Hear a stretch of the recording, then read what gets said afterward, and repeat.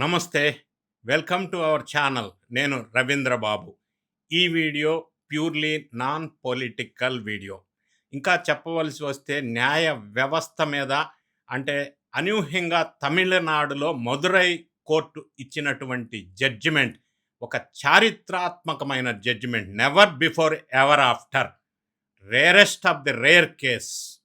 9 మంది పోలీసులకి ఒకేసారి ఉరిశిక్ష విధించినటువంటి తీర్పు సంచలనంగా చరిత్ర సృష్టించింది. ఎందుకంటే జనరల్‌గా పోలీసుల మీద 9 మంది మీద ఉరిశిక్ష వేయటం అనేది ఇంతవరకు ఎప్పుడు జరగల. ఇలా జరిగింది అంటే ఎందుకు అంటే ఒకే ఒక్క కారణం, గట్టి రీజన్ చెప్పవలసి వస్తే పోలీస్ డిపార్ట్మెంట్‌లోనే పనిచేస్తున్నటువంటి కానిస్టేబుల్ రేవతి. ఆమె గట్టిగా నిలబడి చట్టానికి, న్యాయానికి, ధర్మానికి 3 సింహాలైతే కనిపించని 4వ సింహమేరా పోలీస్ అని వంట పట్టించుకున్నటువంటి కానిస్టేబుల్ పొజిషన్‌లో ఉన్న రేవతి. ఆమె వల్ల ఈ జడ్జిమెంట్ ఈ విధంగా రావటానికి కారణమైంది. ఎందుకంటే జనరల్‌గా పోలీసులు తప్పు చేసినా పోలీసుల మీదే ఇటువంటి ఈ జడ్జిమెంట్ రావటానికి ఎవిడెన్సెస్ లేకుండా వాళ్ళ చేతిలో పని వాళ్ళు చేస్తారు. సీసీటీవీ ఫుటేజెస్ లేకుండా, ఎవిడెన్సెస్ లేకుండా వాళ్ళ చేతిలో పని వాళ్ళు చేస్తారు. వాళ్ళ మీద ఇటువంటి శిక్షలు ఎప్పుడు పడిన దాఖలాలు లేవు. కానీ ఈ కానిస్టేబుల్ రేవతి సత్యమేవ జయతే అన్న విధంగా సత్యమేవ రేవతి అంటున్నారు. ఇప్పుడు జైలు పలుకుతున్నారు ఈ కోర్టులో ఈ తీర్పు వల్ల. ఈ కేసు జడ్జిమెంట్ ఏంటి? ఏం జరిగింది? వివరాలేంటి? దీంట్లో జడ్జిమెంట్ ఇచ్చారు, బానే ఉంది. ఒక ప్రొఫెషనల్‌గా, ఒక ఎక్స్‌పర్ట్‌గా నాకు కొన్ని సమాధానాలు లేని ప్రశ్నలు ఇంకా ఉన్నాయి. వాటిని కూడా మీకు విశ్లేషణ ద్వారా తెలియజేసే ప్రయత్నం చేస్తాను. ఇది ఒక ఇన్ఫర్మేటివ్ లీగల్ యాంగిల్‌లో ఉన్నటువంటి వీడియో. చివరి వరకు స్కిప్ చేయకుండా చూడండి. Rarest of the rare. న్యాయ వ్యవస్థలో చాలా కీలకమైన మాట. ఎందుకంటే ప్రతి నేరానికి మినిమం పనిష్మెంట్, మ్యాక్సిమం పనిష్మెంట్ అని 2 ఉంటాయి. బట్ ప్రతి నేరానికి వాళ్ళు మ్యాక్సిమం పనిష్మెంట్ వేయరు. ఏదైనా నేర తీవ్రత చాలా ఎక్కువగా ఉన్నప్పుడు దాన్ని రేరెస్ట్ ఆఫ్ ద రేర్ అని భావించినప్పుడు మాత్రమే మ్యాక్సిమం పనిష్మెంట్ కోర్టు వాళ్ళు విధిస్తారు. తాజాగా ఇప్పుడు సంచలనంగా మారినటువంటి మదురై కస్టోడియల్ డెత్ కేసులో అటువంటి రేరెస్ట్ ఆఫ్ ద రేర్ తీర్పు వెలువడించారు కోర్టు వాళ్ళు. నిస్సహాయులైన తండ్రి కొడుకుల్ని అన్యాయంగా, అక్రమంగా అరెస్ట్ చేసి పోలీస్ స్టేషన్లో పెట్టి రాత్రంతా విపరీతంగా కొట్టి హింసించి వాళ్ళు కస్టోడియల్ డెత్కి కారణమైనటువంటి 9 మంది పోలీసులకు కోర్టు మరణశిక్ష, ఉరిశిక్ష విధించింది. భారతదేశంలో కస్టోడియల్ డెత్స్ అనేవి వెరీ కామన్‌గా జరుగుతుంటాయి. జనరల్‌గా సంవత్సరానికి లెక్క ప్రకారంగా 150 నుంచి 170 కస్టోడియల్ డెత్స్ జరుగుతున్నాయి లెక్క ప్రకారం. కానీ ఏ కేసులో ఎప్పుడు పోలీసులకి శిక్ష పడదు. ఎందుకు అంటే పోలీసులు నేరం చేసినప్పుడు తోటి పోలీసులంతా అంత మనోళ్లే కదా!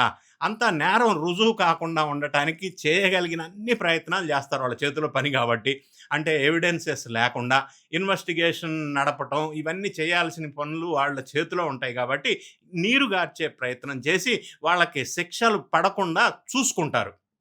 అందుకే చాలాసార్లు కోర్టులు కూడా నిస్సహాయంగా ఎవిడెన్స్ లేదు అనే కారణంతో వాళ్ళకి శిక్షలు వేయలేదు ఇంతవరకు.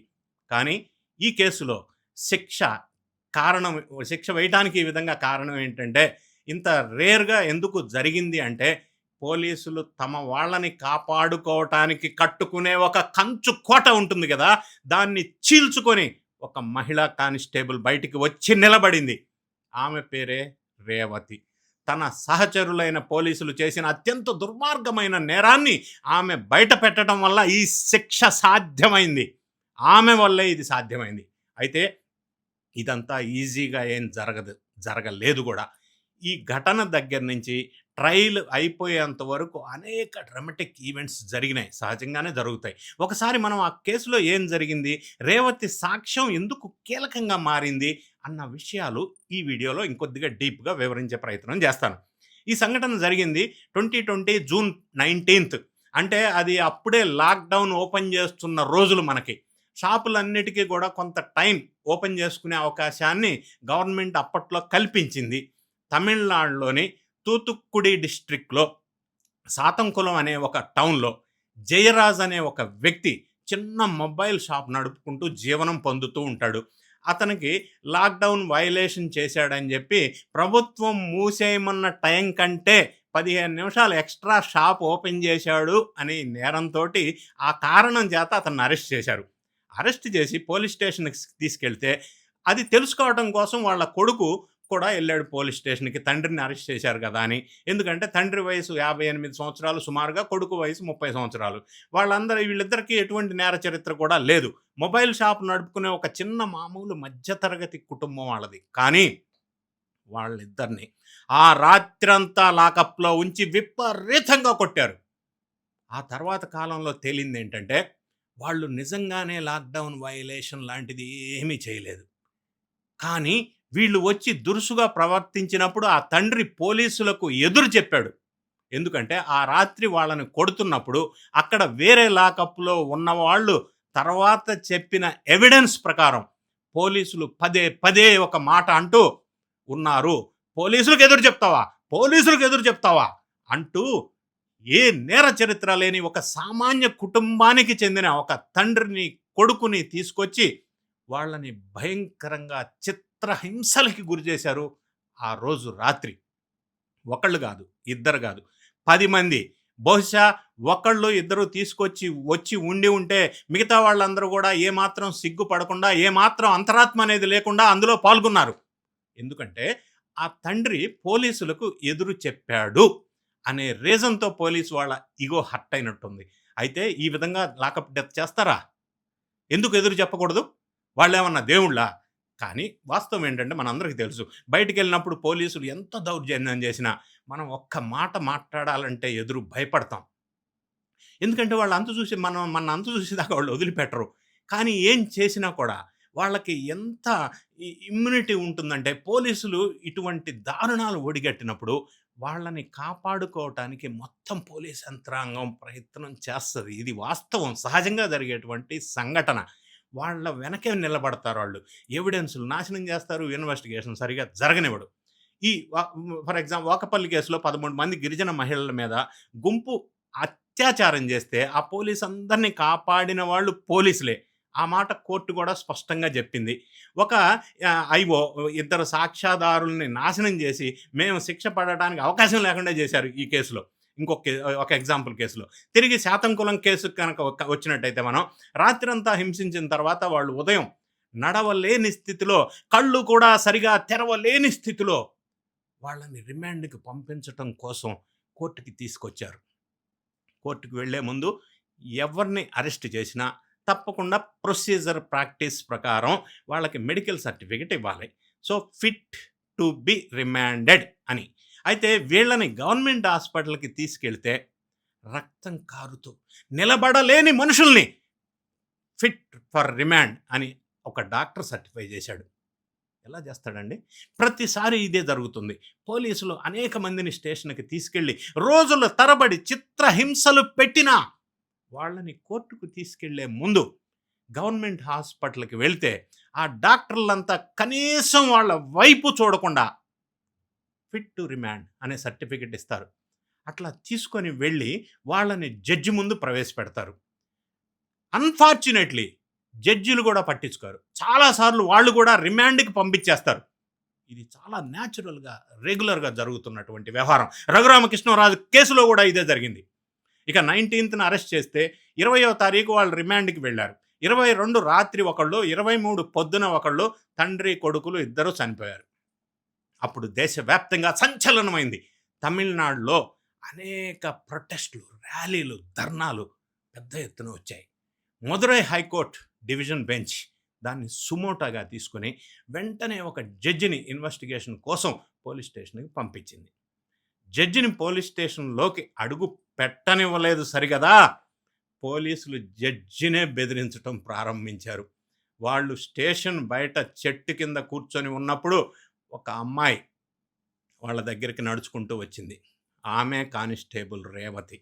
ఆమె చెప్పింది, "నిజమే సార్, రాత్రి 7, 7:30కి తీసుకొచ్చారు. ఉదయం దాకా వాళ్ళని విపరీతంగా కొట్టారు" అన్న విషయం ఆమె డైరెక్ట్‌గా చెప్పేసింది. వాళ్ళ బ్లడ్ అంతా కూడా వాళ్ళతోనే బనీన్ తీసి తుడిపిచ్చారు.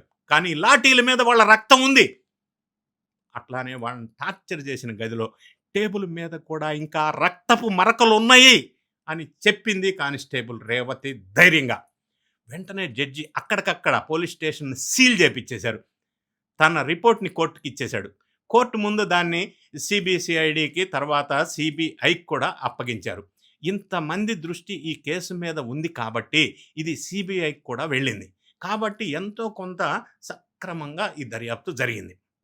అంతేకాకుండా ఆ రోజు పోలీస్ స్టేషన్లో లాకప్లో ఉన్న మిగిలిన వాళ్ళు పక్క సెల్లో ఉన్న వాళ్ళని విచారించడంతో పాటుగా మరి ఆ మొబైల్ షాప్ ఉన్న వీధిలో ఉన్న సీసీటీవీ ఫుటేజ్ని కూడా పరిశీలిస్తే వాళ్ళని తీసుకొచ్చిన టైం, తీసుకొచ్చిన పద్ధతి, తీసుకెళ్తున్న పద్ధతి అన్నీ కూడా అక్కడ కనిపించినాయి ఆ సీసీటీవీలో. ఇంతకు పోలీస్ స్టేషన్లో జరిగిన టార్చర్కి సంబంధించి సీసీటీవీ ఫుటేజ్ మాత్రం లేదు. మాయం చేశారు పోలీసు వాళ్ళు. భారతదేశంలో ఎప్పుడు కస్టోడియల్ డెత్ జరిగినా మొట్టమొదటి మాయమయ్యేది సీసీటీవీ ఫుటేజ్. సో సరిగ్గా ఇక్కడ కూడా స్టేషన్లో సీసీటీవీ ఫుటేజ్ లేదు అని చెప్పారు. అప్పటికే వాళ్ళు ధ్వంసం చేసేసారు. అది జరిగింది. కానీ ఒకసారి సాక్ష్యం చెప్పినంత మాత్రాన రేవతి చివరిదాకా నిలబడాలన్న కూడా ఏం లేదు కదా. కానీ రేవతి చివరి దాకా నిలబడింది. 9 మంది డిఫెన్స్ లాయర్స్ ఆమెని క్రాస్ ఎగ్జామినేషన్ చేస్తే కూడా ఎక్కడా తడబడలేదు. స్ట్రాంగ్గా కేసు ఉన్నప్పటికీ మరి 6 సంవత్సరాలు ఎందుకు పట్టింది అని ఒక క్వశ్చన్ వస్తూ ఉంది, మీకు అనిపిస్తూ ఉండొచ్చు. దానికి కారణం ఏంటంటే ఈ కేసులో మొత్తం వాళ్ళు 105 సాక్షుల్ని ప్రవేశపెట్టారు. రేవతి కాకుండా మరో 104 సాక్షులు, 9 మంది లాయర్లు. నిజానికి 10 మందిలో ఒక వ్యక్తి అదే సంవత్సరం కరోనా వచ్చి చనిపోయాడు. కాబట్టి కేసు మిగిలిన 9 మంది మీదే నడిచింది. సో ఈ 9 మంది లాయర్లను పెట్టుకున్నారు చాలా తెలివిగా. సో ప్రతి లాయర్ కూడా ప్రతి విట్నెస్ని క్రాస్ ఎగ్జామినేషన్ చేస్తామని చెప్పారు. అంటే 9x105 అంటే 945 క్రాస్ ఎగ్జామినేషన్ జరిగాయి కోర్టులో. ఎందుకు అన్ని క్రాస్ ఎగ్జామినేషన్ జరిగాయంటే ఈ స్టార్ విట్నెస్ ఉంది కాబట్టి, కేసు బలంగా బిగుస్తూ ఉంది కాబట్టి, కేసు ముందుకి పోకుండా ఉండటం కోసం లాయర్లు చేసిన ప్రయత్నం అయినప్పటికీ చిట్ట చివరికి నిజం నిరూపితమై ఇంతమందికి శిక్ష పడింది. ఒక కేసులో ఒక 10 మందికి ఉంటేనే అందరికీ ఒకే శిక్ష విధించటం అనేది కూడా రేరెస్ట్ ఆఫ్ ది రేరెస్ట్. అందరూ ఒకే భాగం పంచుకోలేదు కదా. ఈ పోలీసులు 10 మంది, కొంతమంది ముందుకు ఉండొచ్చు, కొంతమంది వెనక ఉండొచ్చు, సపోర్ట్ చేసి ఉండొచ్చు. ఇట్లా రకరకాల పాత్రలు పోషించారు ఈ 9 మంది పోలీసులు. వాళ్ళు అందరూ ఈక్వల్గా పాత్ర పోషించారు అనే కాదు.